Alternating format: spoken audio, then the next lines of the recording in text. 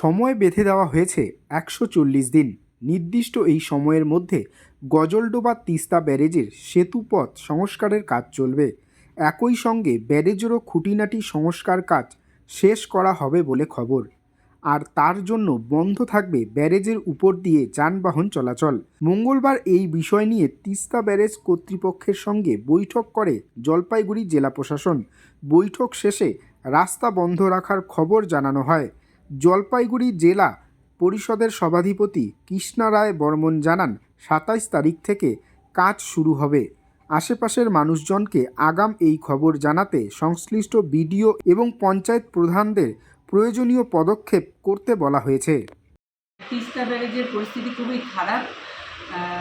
খুব দুর্ঘটনা যখন হঠাৎ করে হতে পারে, এই দুর্ঘটনার হাত থেকে রক্ষা পাওয়ার জন্য ইরিগেশন ডিপার্টমেন্ট থেকে সেটা রিপেয়ারিংয়ের কাজ শুরু হবে। ২৭ তারিখ থেকে সম্ভবত এটার ডেট একটা হয়ে গেছে, ২৭ তারিখ ওপেনিং হবে কাজে। তো সেটা কাজ সমাপ্ত হবে মোটামুটি ১৪০ দিনের মতো ডিপার্টমেন্ট বলেছে। তো এই ১৪০ দিন আমরা যান চলাচল এবং সেখানকার লোকজনকে একটুখানি জানিয়ে দেওয়ার বা প্রচার করার জন্য লোকাল ভিডিওকে আমরা দায়িত্ব দিয়েছি।